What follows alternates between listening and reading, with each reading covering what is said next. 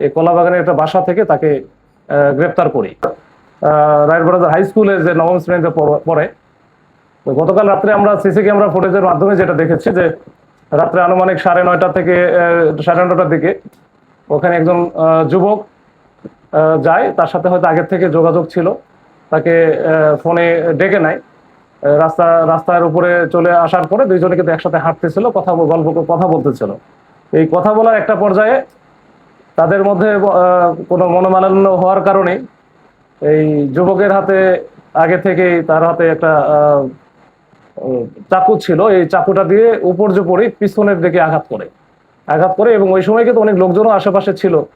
আঘাত করে যখন মেয়েটা চিৎকার করে বাঁচার জন্য একটু পাশে একটা বাসার ভিতর ঢুকে যায়, তখন সে ওই যুবকের কিন্তু কিছুক্ষণ ওখানে ওয়েটও করছে, চাকু নিয়ে দাঁড়ায়ও ছিল। দাঁড়ায় থাকার পরে সে ওখান থেকে নির্বিঘ্নে তার মোটরসাইকেল নিয়ে পালায় যায়। তো এই ঘটনাকে কেন্দ্র করে আমরা সিসি ক্যামেরা ফুটেজটা আমরা প্রথমে দেখি। এই সিসি ক্যামেরা ফুটেজ, তারপরে স্থানীয় কিছু সূত্র এবং সবকিছু মিলিয়ে আমরা জানতে পারি যে আসলে সিয়াম নামে যে ছেলেটার সাথে মেয়েটার হয়তো বা পূর্ব পরিচয় ছিল, তাদের প্রেমের সম্পর্ক ছিল।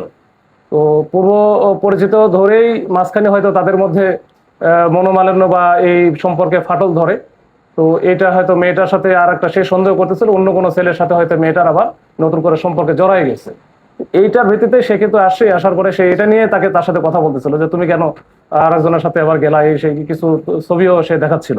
তো এটার প্রেক্ষাপটে তাদের মধ্যে যখন চরম পর্যায়ে পৌঁছে যায় এই ঝগড়াটা, তখন কিন্তু সে শেষ পর্যন্ত ছুরিকাঘাত করে ওখান থেকে পালিয়ে যাওয়ার পরে আমরা যেটা করেছি যে তার ডিটেলস আমরা প্রথমে তো আমাদের কাছে কিছুই ছিল না, পরে আস্তে আস্তে আমরা ডিটেলসটা নেই এবং খুবই তাৎক্ষণিকভাবে আমরা কিন্তু বিভিন্ন জায়গায় রেট দিয়ে সর্বশেষ তার মোবাইলটা যেহেতু বন্ধ ছিল, আমরা তার কলাবাগানে তার বাবা থাকে, এই কলাবাগানের একটা বাসা থেকে তাকে গ্রেপ্তার করি এবং গ্রেপ্তার করার সময় তার এই যে হত্যাকাণ্ডে ব্যবহৃত যে চাকু ছিল, চাকু এবং তার ওই যে রক্তমাখা গেঞ্জি সহ আমরা এগুলো উদ্ধার করে আমরা নিয়ে আসি।